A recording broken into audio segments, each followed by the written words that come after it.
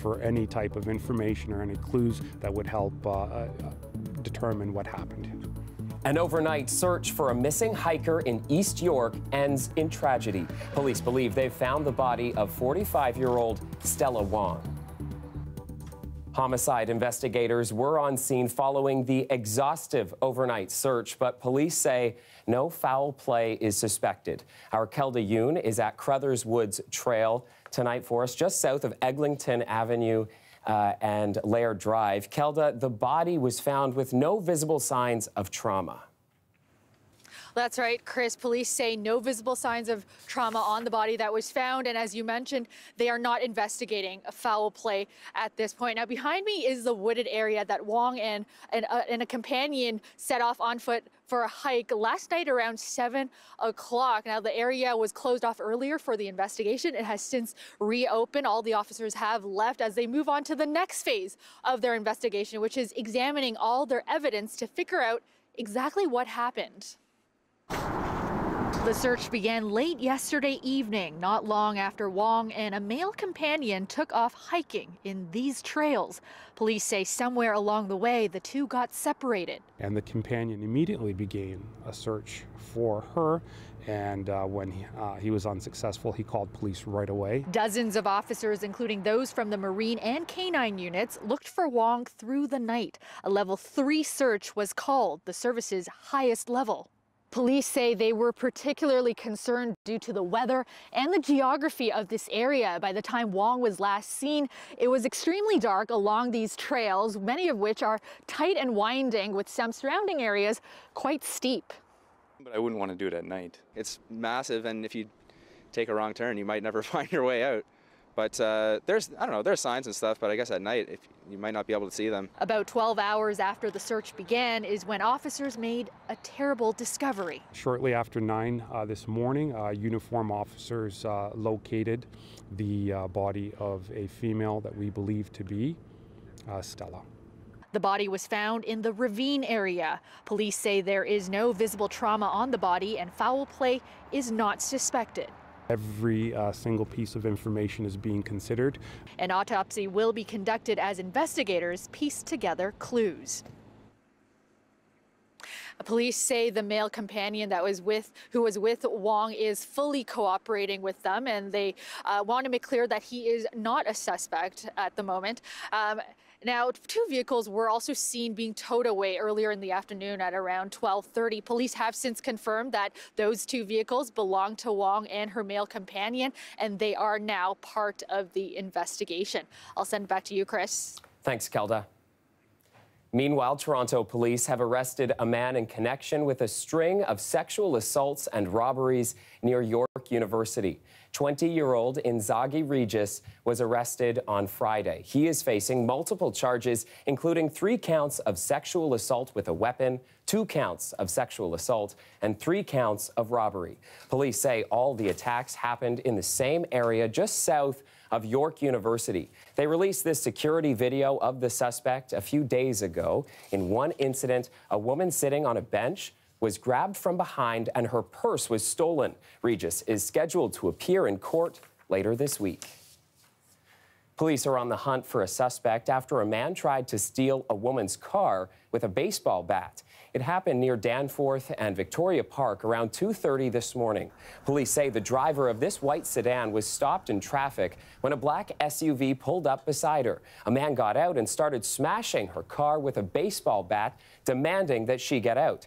She stayed put, and the suspect eventually got back into his vehicle and fled.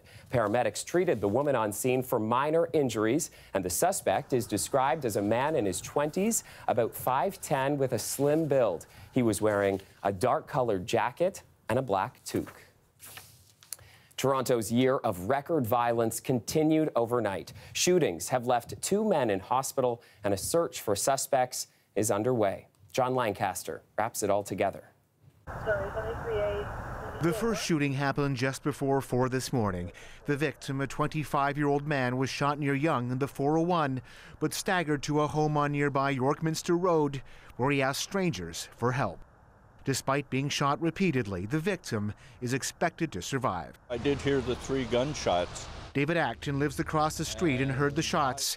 He says Toronto's growing violence is a sign of a growing population. It's a little unsettling when it gets that close to home. But I guess that's what happens with more people.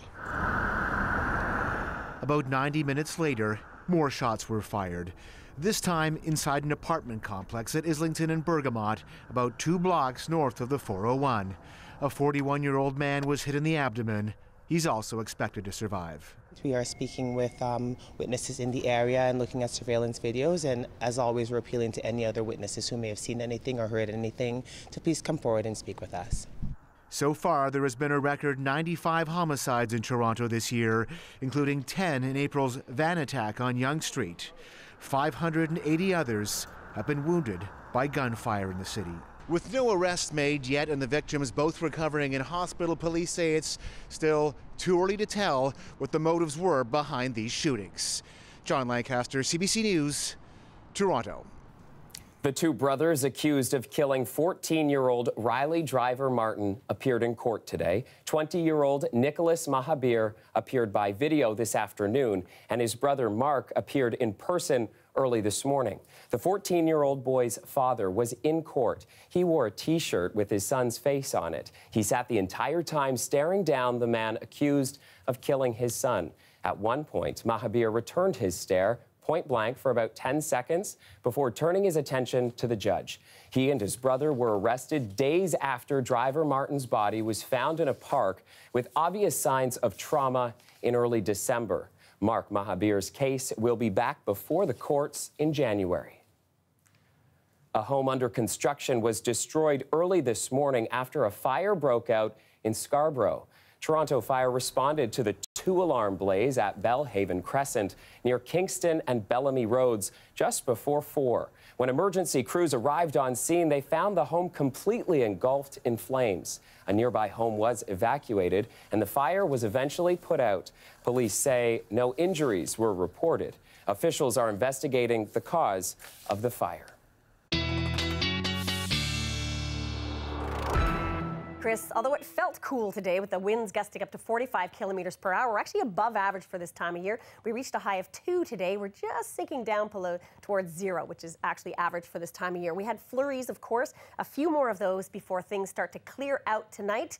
Clearing out Pearson, so Santa has a nice runway to land on. The week does end messy, though, so if you're going to travel, make it Christmas Day and make it Boxing Day. We'll see some sunshine coming back in the forecast. Just zoom in on this for you. You can still see we have some rain and slushy mix along the lakefront. That blue is light flurries. Take a look at your timeline. So overnight, we do get some clear breaks in there, waking up to some sunshine tomorrow morning and a little bit of cloud coming through, some flurries to the north. Overnight tonight, -5. Your sun rises at 7:50 a.m. and the sunshine does come with it. 1 degree tomorrow. Your sun sets at 4:45 in the afternoon. Wind gusts not as high as today, but up to 20 kilometers per hour. Stay tuned for your 7-day coming up. Great, thanks. We'll see you soon. It won't be long until the ball drops and we usher in a new year. But before that happens, we're looking back at some of the top stories that shaped 2018 and really what a year it was. Dwight Drummond takes us through the month of January. We have sufficient evidence to describe this as a double homicide. The story that had the city talking at the end of 2017 spilled into January this year. The deaths of billionaires Barry and Honey Sherman, the head of pharmaceutical giant Apotex, was found dead and tied up with his wife in the pool area of their mansion. After first calling the death suspicious, cops publicly declared it a double murder in January. They haven't had any updates since. On January the 18th, Bruce MacArthur was arrested and charged with 2 counts of first-degree murder. Bruce MacArthur was arrested in January, charged with the murders of 2 men with links to the gay village. The charge is only the tip of the iceberg. The case dominates the headlines, a possible serial murderer accused of stalking our city amid accusations police should have done something earlier. PC Dominelli, Oakwood and Vaughan, PC Dominelli, send an ambulance. 13 Bravo, Oakwood and Vaughan, start an ambulance. What's going on? It's for myself. I'm going to pass out. Another case falling at the feet of Chief Mark Saunders. 2 of his officers accused of stealing pot-laced chocolate from a raid, then chowing down on duty. Constable Vittorio Dominelli was so stoned he had to call for help and was hospitalized. A responding officer hurt herself and is still off duty. Dominelli and his partner, Constable Jamie Young, were charged with a number of offenses, including obstruction of justice and breach of trust. I reject these accusations in the strongest possible terms. A political bombshell set the stage for a dramatic year at Queen's Park. PC leader Patrick Brown quit over a CTV report involving allegations of sexual misconduct. It was just the start of political upheaval for the party and the province. You're going to beat back. It's in the sky. Tim Hortons got a double dose of trouble to start the year when some franchises said a minimum wage hike would mean unpaid breaks for staff. The public didn't like the plan and said so, with protests taking place at restaurants across the country. This is something that has been a shock to everyone that works in the housing and shelter system. Frigid winter weather forces the city to ask Ottawa for help. Moss Park Armory was opened as a temporary shelter to help house the homeless. It would only be the first of many challenges weather would present this year. Chaos on the tarmac at Pearson as fire erupts when planes touch. This was the scene inside WestJet Flight 2425 when the Boeing 737 was hit by an empty Sunwing aircraft. All WestJet passengers and crew escaped despite people ignoring instructions to leave their carry-ons behind. A Transportation Safety Board report blamed the ground crew. Within the community here, everyone knows that he is a wonderful person and he impacted a lot of people in a very positive way. 22-year-old Shaquille Wallace was Toronto's first gun-related murder victim of the year. He was shot in Etobicoke, found gravely wounded in an alley. It would be the start of a record-breaking year for murders in the city. That was Dwight Drummond wrapping up just the important stories from the first month of the year. We'll be reviewing the top stories from every month throughout the next couple of weeks. 'Twas the night before Christmas, and all through the city, plenty of creatures were stirring right in the middle of the busiest mall in Toronto. We'll have all the sights and sounds of the last-minute hustle coming up. The weather update is brought to you by Train Extreme Conditions Testing. It's hard to stop a train, really hard. Train, the most reliable heating and cooling brand.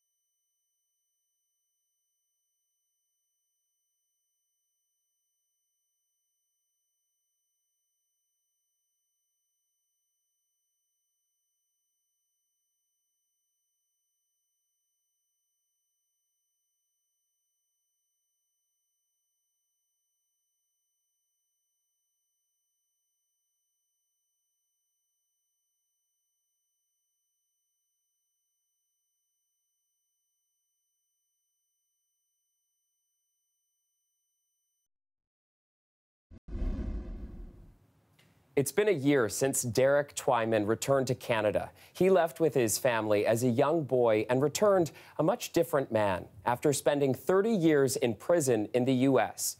Tonight, Lisa Shing checks in on him. Derek Twyman views his adjustment to life as a free man in practical terms. You don't really know where you're going to work, but you got to find a place to live, so you don't know where to find a place to live, so I was all over Toronto. It took about half a year, but Twyman eventually found a job in retail and an apartment. It's modest, but he's made it his own. You got the adjustment of money. You know, Toronto's an expensive place.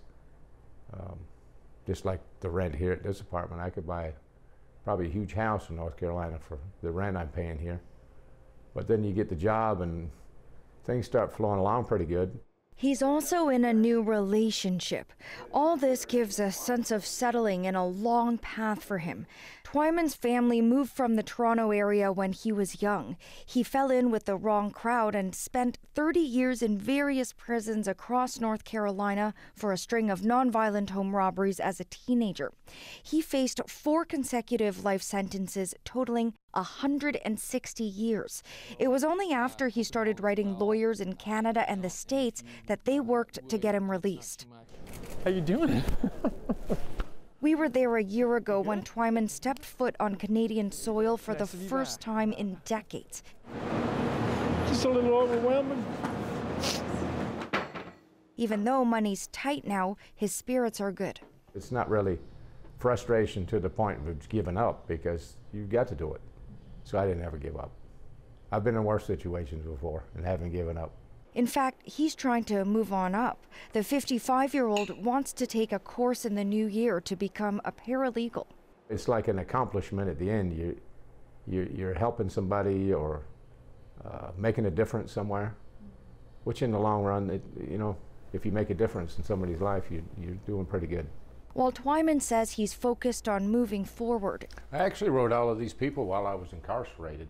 it seems these autographed photos are a reminder of his not-so-distant past and how all those years locked away have shaped him. I always try to look at the good side of things, pretty much everything that I do. Try to find the positive in everybody and try to find the positive in the situation. If you look at things that way, it's like life's just a whole lot smoother. Lisa Shing, CBC News, Toronto. By now, with any luck, you're relaxing by the fire, maybe sipping on some eggnog or something a little stronger, perhaps. But that's not how many Torontonians spent their Christmas Eve. Some of them braved the lines at shopping malls for last-minute gifts. And our Adrian Chung was with the crowds. He joins us now live from Miracle Bar on Queen Street, where, Adrian, you've earned it, buddy. Have a good time tonight. You know, Chris, I really do think I've earned a Christmas drink, especially in the most festive of bars in the entire city. Here at Miracle, you take a look around, and it is Christmas turned up to 20. From the lights, to the tinsel, to the trees, to the drinks themselves, it's all inspired by Christmas. And of course, right now, a time for people to relax, as we can see, but not such a relaxing time for some of the people out in the malls that we caught up with. Have a listen. What's ending up under your tree this year? Jewelry? A nice watch? Hopefully not a lump of coal. Thousands left their Christmas shopping to the last moment yet again, and there's not a second to spare. You're in a hurry? I'll walk with you. I'll walk with you. How about that? We're getting pretty close to the 25th here. Just last minute things? We're pretty organized usually, so I knew what I wanted to get. She knew what she wanted to get, so it's just about executing now. Yeah. Eaton Center officials say the past 2 days have been even busier than today. Even still, shoppers know the clock is ticking. Pretty good tip is go exactly which store you wanted to go and then get that item and get out. Don't dawdle. Don't dawdle. Go in, go out. Some can't wait for tomorrow. Did you tell Santa what you wanted? Yeah. Yeah? And what do you want? It's secret. It's secret. And some, well, they got their shopping done way in advance. You already figured it out ahead of time. That's right, we did, yes. Who did? Who did? I did. You did. I did. Knowing that we don't need to shop here, we can just observe the craziness and not be a part of it is really quite nice. It's almost calming, isn't it? Yeah, it's lovely. And if you're done all your Christmas shopping, like I am, then you get to enjoy a little bit of ice skating in perfect Christmas weather. The Bentway Ice Skating Trail has opened up. A better Christmas skate, you won't find it. Is there anything on your Christmas wish list that you're hoping for? Good question. Maybe some new skates. And not every Christmas wish is for something new. Having everyone home is my biggest wish come true. So Chris, only good news here, because if, we didn't see a lot of panic out there, and if you are panicking, well, it's too late. All the shopping malls are closed, so whatever decisions you've made for your loved ones, you're gonna have to live with it. Better luck next year. And of course, I wish I could bring you here because it smells like gingerbread in here. It's absolutely incredible. A time to relax. And of course, cheers to you and yours, Chris. Send it back to you. Adrian, I cannot get over this hit. You did a hit through the reflection of a mirror there, and you were skating backwards in your piece. You're on fire today. Take it easy. All right, have the rest of the day off. See you later. If you plan to hit the streets on Christmas and Boxing Day, here's a look at what's open and closed. LCBO and beer stores are closed tomorrow. The TTC will be on their Sunday schedule, which means subway service starts at 8 a.m. And on Boxing Day, LCBO and beer stores run from 10 a.m. to 6 p.m. TTC starts at 6, and most malls, you know it, they will be open. Hundreds of volunteers were busy helping sort through food donations today at the Daily Bread Food Bank. It's the largest public food sort of the year. Take a look at this.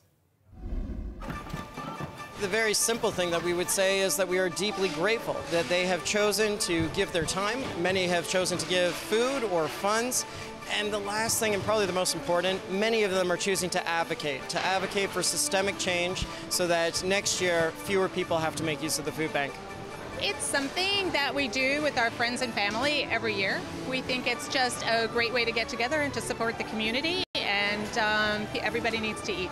There's some friendly competition, how quickly can the tables sort all of their stuff, and, good music, so it's a lot of fun. That is so worthwhile. And if you want to do your part to give back, our Sounds of the Season fundraiser for GTA Food Banks continues until the end of the month. You've helped raise more than $630,000 already, a jump from this time last year, where we raised about $500,000. As well, you've donated more than 17,000 pounds of food. And you can still donate in person here at CBC or online at cbc.ca/SOTS.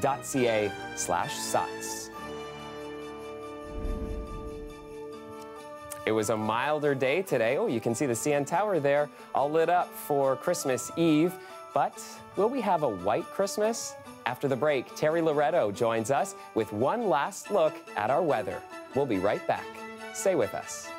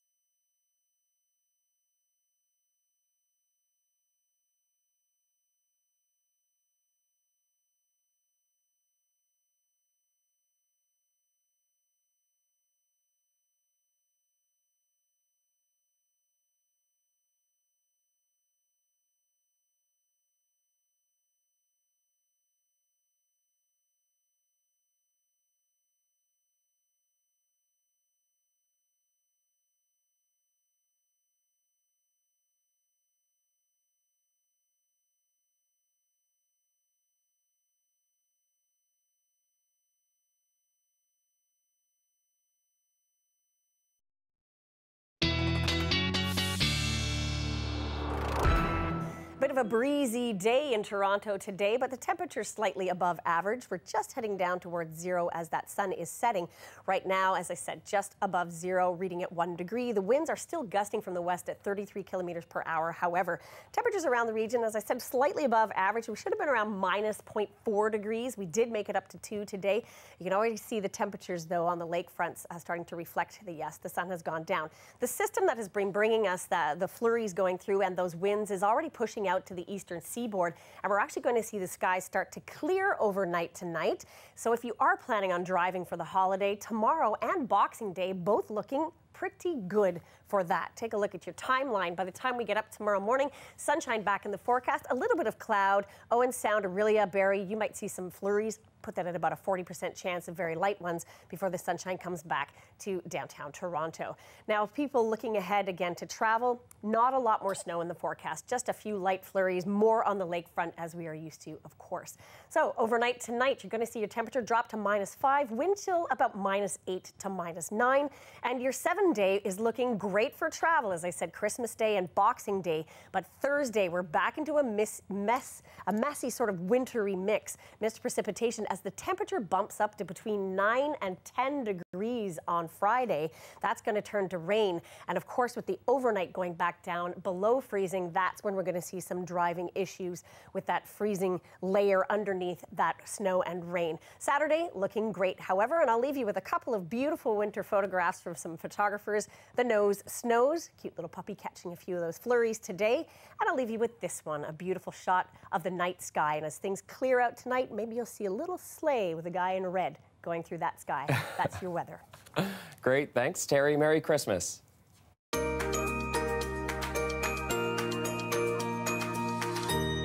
And speaking of fantastic photos, let's take a look at our Show Us Your GTA competition. This photo's in from FonTip.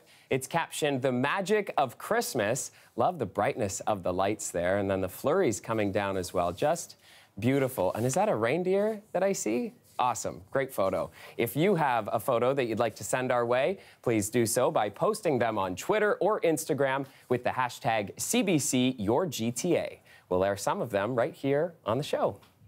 'Twas the night before Christmas, and a very special baby was born.